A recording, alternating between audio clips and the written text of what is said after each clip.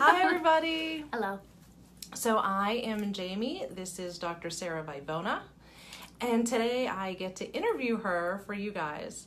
So I really just wanted to do this so that you guys would get a feel for what the doctors are like that you're coming in here to see. And a lot of times, you know, you guys always do informational talks, which is awesome. But we really wanted to reach out just to, because when you go to a doctor's office, I mean, you never really know who you're getting. And so you don't know what to expect. And, you know, it does, you know, we know today, like, time is so valuable. And so it's really nice that, you know, we have the internet so that you guys can see for yourself what the doctors are like and join us in a coming and, you know, help you decide if this is a right place for you guys or not. So I have a bunch of questions already ready for you. So excited. Ooh, I'm nervous. She's so nervous. And if you guys have questions that you want to ask her, please feel free to just send them to us. And we always like likes and hearts for things that you guys agree with that we say. So we're super excited if you guys join in and help us in the conversation. Okay, so here we go. I'm super excited too because I know, like, I wrote some of these questions out for you, but I don't actually know all the answers. I know. So I get to meet, you know, a different Sara with you guys. Yes. All right. So the question, this is probably the biggest question I think you probably get, is how old are you? 15.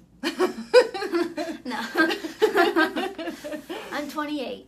28, which is super cool, I have to say, because I know a lot of ladies my age who aren't 28, you know, are 29 then. 29, right? Are ecstatic about a younger doctor because you know more of the newer style of doing things, which is super cool in this environment, right? Yes. Yeah.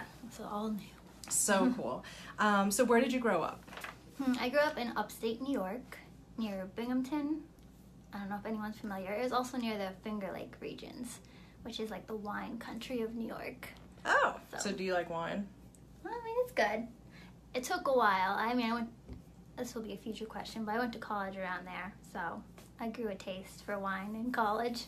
So super cool too, because you had mentioned the other day, like, your field trips. Yeah, we were only about 3.5 hours outside of New York City, I think, maybe 4. And so they would be like to the big museums in the city, or we even went to see the Blue Man Group once. So have you been to our Kennywood? I did once. It was interesting. So do you have any siblings? Yes, I have 2, Cammie and Taylor, and they're teenagers, so. And they grew up with you? Yeah, they grew up with my dad in Texas. Okay. Hi. So where did you go to high school, and what group of kids would you say you belong to in high school? So I went to Owego Free Academy in Owego, New York. It was a small high school. I think I graduated with, like, I don't even know, 100 to 200 students. And I was into all sorts of things, really. I didn't really have one group of friends. I was an athlete, so I was with the sporty folks a lot. And I was also an art student, so I was in with the arts. I painted and did photography, and then I also was in the musicals. I had the lead my senior year. So you can sing? Yes. I did not know this. Well, so I better see some likes or questions about wanting you to sing something for us. How's that? No. All right. I can't play piano, so. So what sports did you play?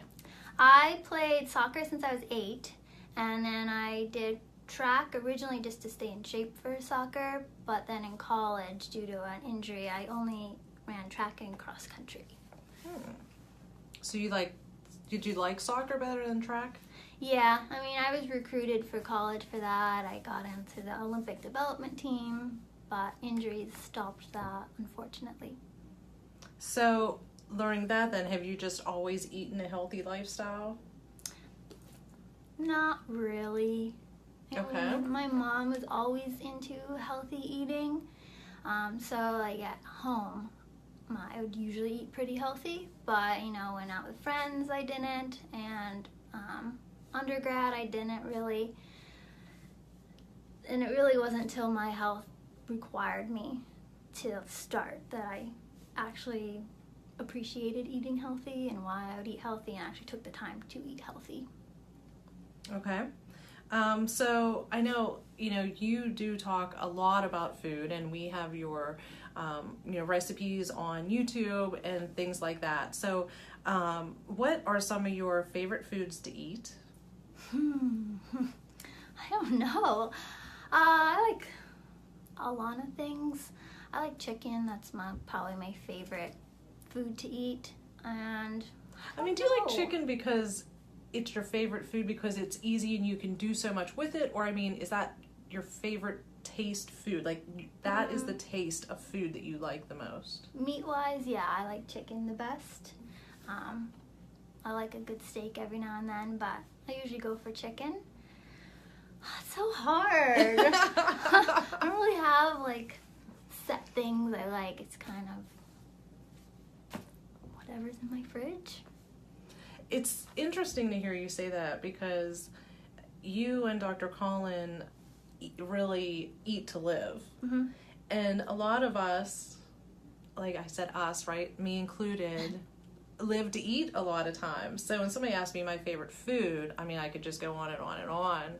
But it's because it feels like it's that difference. Well, I like mashed potatoes. Okay. That would be a favorite. So we're getting somewhere. But yeah, I don't know. I don't really have, like, if I had to pick my last meal on earth, what would it be? Probably be pumpkin pie. Pumpkin pie. I love it. I love it. Okay. So, what advice would you give to somebody who is just starting to, wanting to start a healthy lifestyle? Well, it would be to just start, basically. Don't try to be perfect. Don't wait until you understand everything. Just start. Whether that be you eat a little more vegetables, or you exercise a little more, or you are watching sugar. Just start somewhere and then seek help to tell you, okay, you need to do this and this, without kind of being oh, I'm so overwhelmed, I don't know what to do, and then quitting. Okay. How about this? What was your first job? I believe it was in a hospital. I worked in the kitchen. I delivered foods to the patients. Oh, okay. So how old were you when you did that? 16, I think. No, 18. I was in college. When you had your first job, you were in college? Yeah, soccer was my job. Oh, okay. Okay.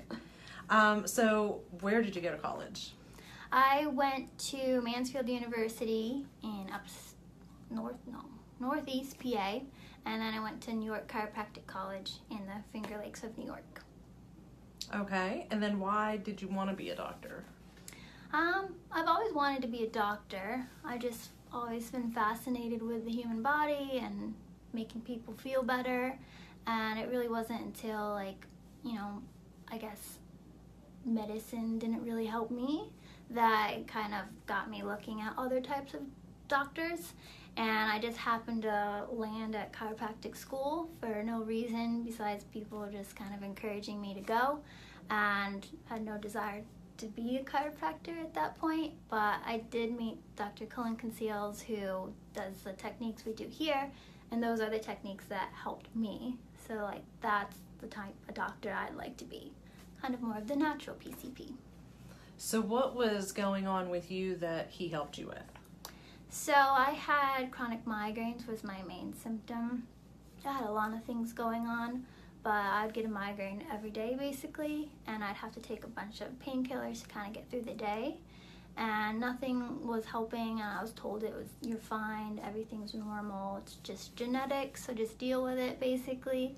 And he was the one that helped, and he really wasn't trying to help me initially. He was just kind of showing me about how the techniques work, and this is what they do, and I was getting better. So if someone can get you better without even trying, then you know they work well. That's awesome. So what like, what about being a doctor would you say is your favorite thing to do? Like, what is your favorite thing about being a doctor? I really like seeing the look in people's eyes when they realize how good they can feel. And it's usually beyond what you think you'll feel, because our bodies are designed to function at a really high level. And it's so normal today to be a little sluggish or a little bit in pain or any of the other symptoms, that they would just be happy not to have a couple of those symptoms and then be perfectly content to live their life, you know, a little tired or a little overweight or whatever it is. But when you start fixing things, the body tends to eventually fix it all, and they feel so good. And so I really like seeing them kind of light up and get excited about life and their possibilities, and that, you know, their body isn't hindering them anymore. How about, like, what would you say is your most memorable success testimony from, you know, since you've worked here? This is a hard question, and I was trying to be like, is it bad of me to not really remember success stories? But then every patient that comes in, like, it's a guaranteed, basically, they're going to get better. So most people that I accept as patients, like, I know they're going to be a success story. So it's not like a random out of the blue occurrence. But I do have some favorites. I really like working with athletes. They are awesome patients because they can tell you right away whether they feel better or not, whether performance is better or not. And I had a young boy that was swimming and he couldn't, like, twist properly, and I just fixed an ab really easily, and then he dropped like a ton of seconds off his time, and that was pretty cool. And then the other one, I do a lot of like infertility work. My favorite story, and they'll probably know if they watch this, but she didn't even tell me she couldn't have a baby. I mean, I knew she wasn't actively trying, but I didn't realize it was something that maybe she couldn't do. And so down the line, she comes in and is like, I'm pregnant. And I was like, yay! And she's like, it's your fault. I was like, oh, sorry.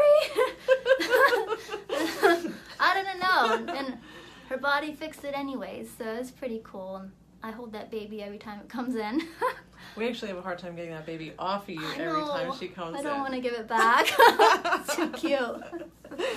I love when what do we call them? Like the whoopsie babies. Yeah. Like, it's because it's happened more than once here. Yeah, it's common. So if you come here and you can't get pregnant, watch out. You'll probably get pregnant. One of the things that you said that most other doctors wouldn't say was that you just said whenever you accept patients.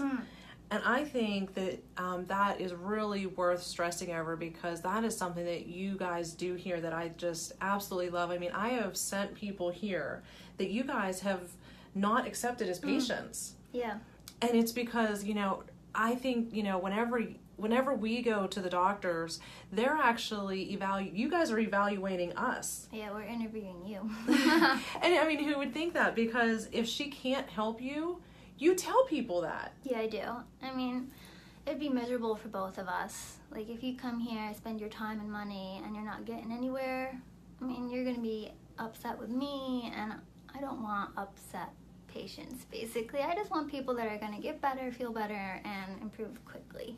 And so I won't accept you if you won't, and I'll help you find someone that might, but I don't hesitate to be like, no, this isn't the right fit for you. I absolutely love that about you guys, because I don't know, I honestly have never met a doctor who would do that. So, they should. So very nice. So why do you think someone should come here? Like, why here instead of any other place? Yeah, I mean, I'm sure there's other places that would help, but I know both me and Dr. Consales, we really work at figuring out why you're sick. And that's one of our main problems, is we're symptom chasers. Is, you know, just with my headaches and my other problems, I had to go all to these different doctors to get checked out for like headaches, and then I had back pain, so I had to go to like someone that specialized in backs, where no one ever looked at me as a human, as a whole functioning machine, to see like, okay, what's malfunctioning overall. you know?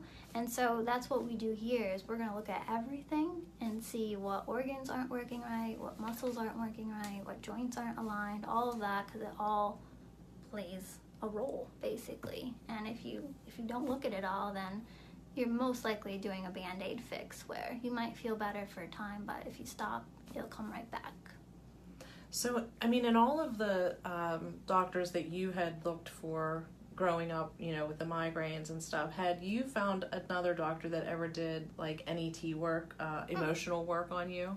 No, Colin was the first one. Isn't it? It's so amazing sobbed. to me. When Dr. Colin worked on I you. don't know why I'm crying. It's so funny too because I needed an adjustment the other day, and Dr. Cullen was available, and he was like, all right, are you ready to cry? We'll cry. And it's so nice to just release that because it like frees you physically. It does. I mean, emotions are connected to everything, so. I would like to know what and who inspires you. Oh, that's a tough one too. That's a good one. Who and what? Well, what is, I see the change that we need in our healthcare today. And I know we're never going to get the change if no one ever tries, basically. So that's what inspires me to kind of go against the grain. I know I'd be doing, you know, I'd be living the life if I was a surgeon or anything like that, because patients flood to you. But when you do anything that's somewhat slightly out of norm, you almost have to, like, convince people, like, try it. It's not weird. But that we need our healthcare to be different. I'm not saying one thing should go away and other things should replace it, but it just needs to be different. So I work to just try to get as many people as I can just educated, aware, and the more people that want the difference, the more likely that it will actually happen. It'd be what inspires me. So who? That'd get more like religious. I try not to talk about that a lot, even though there's nothing wrong, because I see people with all different religions, but I try to, I would love to heal like Jesus. That would be awesome. I know I probably won't ever get there to just someone be able to touch my cloak and then you're fixed. But that's who I try to be like when I'm in the treatment room. Which is super cool because, you know, I hear a lot of what the patients are saying when they leave you, which is how, you know, they just feel that you and Dr. Kinsale's, like, this is your gift. Aww. Yeah, that this is the gift. So it's just awesome. And it makes sense why those two are coming together for you. So cool. How about, let's get out of work. Okay. All right. Okay. So what do you do outside of work? Well, I work a lot, so. No, I like to garden. I have a big vegetable garden, so that's a lot of fun. I like prepping it. I like everything about it, basically. I like being outdoors. I love the sunshine. I also like to read, so I'm usually doing one of those three things. So what kind of books do you like to read? Fiction. Fiction. I'm a Harry Potter fan, so. All right, so Harry Potter or Star Wars? Oh, they're both good. I know, right? Harry Potter for books. I like Star Wars. They beat the movies better than the Harry Potter movies. This is a battle in my house. Star Wars, Harry Potter. Okay, so do you have any animals? Yes, I have a cat. She adopted us. Oh. Yeah, I used to rent on a 86-acre farm, I believe, and there was a barn, and there's tons of cats there. And when she was just a little kitten, she would follow me around and beg to come in, and one day the landlord's like, you can let her in. And she's been with us ever since. So, it's true. So I got to talk with Dr. Kinsales last week, I'm sorry, and he was mentioning people could get parasites by being in bare feet from their pets. Well, yeah, I mean, or just touching them. Or touching them. I mean, cats and dogs lick their butt. So, and then they lick themselves, so you could get it. Yeah, it's common. The cat gave us them, so thanks. Well, we got rid of them. You got rid of them, right? Yeah. And like, you would be symptomatic if this were to happen. I mean, Sometimes, yeah. Okay. But even if I had them and I didn't have symptoms, would that show, like, you'd still be able to tell that, right? Yeah. Oh, all right. So we have some fun questions because we have a little bit of time. So I kind of like, she's been real excited about these ones. I did give her a little heads up about these. And as you can see, it's super cool. This was really hard for Dr. Sara to do because, you know, when I asked her to do this for us, you know, her first comments were, you know, it's going to be really hard for her because she said she never thinks about herself. It just don't seem like I'm interesting. So it's kind of like, I go to work, I go home. Help tons of people. And, you know, I as you know, have scoped you out on Facebook. I know. And she's I'm always creeping on her. I don't even post on Facebook, so she's looking at things from high school. It's because you need to post more often. I don't do that either. But you rock climb. Yeah, there was once. We took a lot of really good pictures there then. She's so funny. And you can see it on her Facebook page. She is such a funny individual. And I will say, like, Dr. Sara is one of those people where, you know, you can meet those women who can just talk and talk and talk and talk. She's not one of them. But when she speaks to you, it's like there's so much power in what she says that you're quiet. Not just because she's quiet, but because what she speaks is so powerful. I will say from experience that I think you hold me accountable much more than Dr. Consales does. I believe that. I feel like I only spoke to you a couple times on food. One time, I know you treated me the one time, and you had asked me, you know, if I was keeping a food journal. And I said, I normally do. And you said, okay, well, have you been? And I said, well, I haven't been recently. And you're like, well, why aren't you keeping this journal? And I said, well, because I haven't been eating very well. I don't want anybody to know what I've been eating because I haven't eaten very well. It didn't happen. Right? So, right, if I didn't put it on there, it didn't happen. And I'll never forget it because you looked at me and in this loving manner and said, but if you don't document it, you're just prolonging your like your success, like your treatment, you know? And I was like, oh, got me, right? Like, it was such an awesome way. And I think about that every time now, like if I want to eat something, this was months and months and months ago. And I think about that now, like, would I document that if I ate it? Right? That's the only reason why we have you do food diaries. So you knock off half the bad food yourself. But I needed the accountability, so it was super nice. And you guys were really nice about not holding me accountable until I was ready to get there. Yeah. So that was really cool, I have to say. Just don't want to scare anybody off there. I won't force you to do anything. It might in my head, but I won't say it out loud. I love it. All right, so let's get to some goodies. Would you rather questions? Would you rather never be able to eat warm food or never be able to eat cold food? These questions. You can kind of get a hint of how much I talk because she tried to get more of these and I'm like, they're pointless. I'm like, why am I wasting my words on them? I don't know. I guess I'd never want to eat cold food. Cold. You'd never want to eat cold food. Yeah. I like mashed potatoes, so I pick cold mashed potatoes? I'd rather eat warm food. Okay. Who eats cold mashed potatoes? You? I would. I don't like to, or I wouldn't want to, but I totally would. Would you rather be hot all the time or cold all the time? Hot.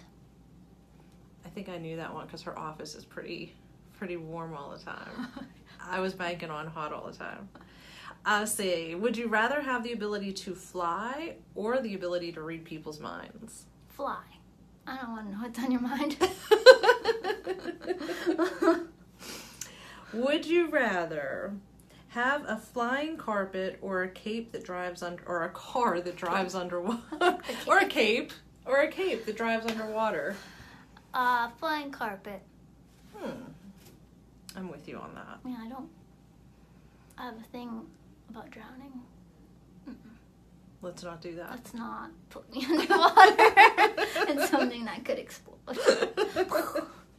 All right, so we're going to wrap it up with, what is your favorite quote? I have to pull it up. So, I'm bad with names and pronouncing them, but I think it's Henry David Thoreau. Thoreau? I'm sorry, I should know. But it was, what lies before us and what lies behind us are small matters compared to what lies within us. And when you bring what is within out into the world, miracles happen.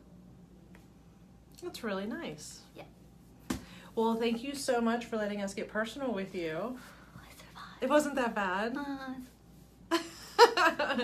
So just to let you guys know, our phone number here for any questions or concerns that you guys may have is 724-205-6260.